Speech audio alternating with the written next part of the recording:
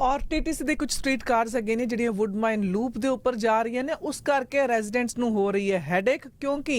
ਇਹ ਜਿਹੜੀ street cars ਜਿਹੜੀ ਵੁੱਡਮਾਈਨ ਲੂਪ ਦੇ ਉੱਪਰ ਹੈਗੀਆਂ ਕੁਈਨ ਸਟਰੀਟ ਔਰ ਕਿੰਗਸਟਨ ਰੋਡ ਦੇ ਉੱਪਰ, ਉੱਥੇ ਜਿਹੜੇ ਸਟਰੀਟ ਕਾਰਸ ਜਾਂਦੀਆਂ ਨੇ ਤੇ ਬਹੁਤ ਜ਼ੋਰ ਦੀ ਜਿਹੜੀ ਹੈ ਉਹਨਾਂ ਦੀ ਜਿਹੜੀ ਆਵਾਜ਼ ਆ ਰਹੀ ਹੈ। ਔਰ ਜਿਸ ਤਰ੍ਹਾਂ ਹਾਰਰ ਮੂਵੀਜ਼ ਦੇ ਵਿੱਚ ਸਕਰੀਚ ਦੀ ਜਿਹੜੀ ਸਾਊਂਡ ਆਉਂਦੀ ਹੈ ਉਹ ਆ ਰਹੀ ਹੈ, ਜਾਂ ਜਿਸ ਤਰ੍ਹਾਂ ਤੁਸੀਂ ਚੌਕ ਬੋਰਡ ਦੇ ਉੱਪਰ ਜੋ ਆਪਣੇ ਨੇਲਸ ਨੂੰ ਸਕ੍ਰੈਚ ਕਰਦੇ ਹੋ। ਔਰ ਜਿਹੜੇ ਰੈਜ਼ੀਡੈਂਟਸ ਨੇ ਉਹਨਾਂ ਦਾ ਕਹਿਣਾ ਹੈ ਕਿ ਇਹ ਬਿਲਕੁਲ ਡੈਫਨਿੰਗ ਹੈ ਔਰ ਬਰਦਾਸ਼ਤ ਨਹੀਂ ਹੋ ਰਹੀ। ਔਰ 3 ਹਫ਼ਤੇ ਪਹਿਲਾਂ ਟੀਟੀਸੀ ਨੇ ਇਹ ਜਿਹੜੇ ਟਰੈਕ ਸੀਗੇ ਇਹਨਾਂ ਨੂੰ ਇੱਕ ਦਿਨ ਦੇ ਵਿੱਚ 3-3 ਵਾਰੀ ਗਰੀਜ਼ ਕੀਤਾ ਸੀਗਾ, ਕਿਉਂਕਿ ਬਹੁਤ ਸਾਰੀ ਕੰਪਲੇਂਟਸ ਉਹਨਾਂ ਨੂੰ ਆਲਰੇਡੀ ਵੀ ਆ ਰਹੀਆਂ ਸੀਗੀਆਂ। ਔਰ ਇਹ ਜਿਹੜੀ ਹੈ ਸਾਊਂਡ ਹਜੇ ਵੀ ਉਸ ਤਰ੍ਹਾਂ ਹੀ ਆ ਰਹੀ ਹੈ ਔਰ ਇਸ ਕਰਕੇ ਇਹ ਕਾਰਾ ਜਿਹੜਾ ਹੈ ਸਫਲ ਨਹੀਂ ਹੋ ਪਾਇਆ। WHO ਦਾ ਕਹਿਣਾ ਹੈ ਕਿ ਜਿਹੜੀ ਐਵਰੇਜ ਟ੍ਰੈਫਿਕ ਨੋਇਜ਼ ਜਿਹੜੀ ਹੈ ਉਹ 53 ਡੈਸੀਬਲਸ ਦਿਨ ਵਿੱਚ ਹੋਣੀ ਚਾਹੀਦੀ ਹੈ ਔਰ 45 ਡੈਸੀਬਲ ਜਿਹੜੀ ਹੈ ਰਾਤ ਨੂੰ ਹੋਵੇ, ਤੇ ਇਹ ਆਲਰੇਡੀ ਟੂ ਲਾਊਡ ਕਿਹਾ ਜਾਂਦਾ ਹੈ। ਪਰ ਟੋਰਾਂਟੋ ਦੇ ਵਿੱਚ ਐਵਰੇਜ ਜਿਹੜੀ ਸਾਊਂਡ ਅਸੀਂ ਦੇਖੀ ਗਈ ਹੈ 69 ਡੈਸੀਬਲਸ ਹੈਗੀ ਹੈ ਔਰ ਜਿਹੜੀ ਸਟਰੀਟ ਕਾਰ ਸਕ੍ਰੀਚ ਕਰਦੀ ਹੈ ਜਦੋਂ, ਤੇ 95 ਡੈਸੀਬਲਸ ਤੱਕ ਜਿਹੜੀ ਹੈ ਸਾਊਂਡ ਹੈਗੀ ਹੈ,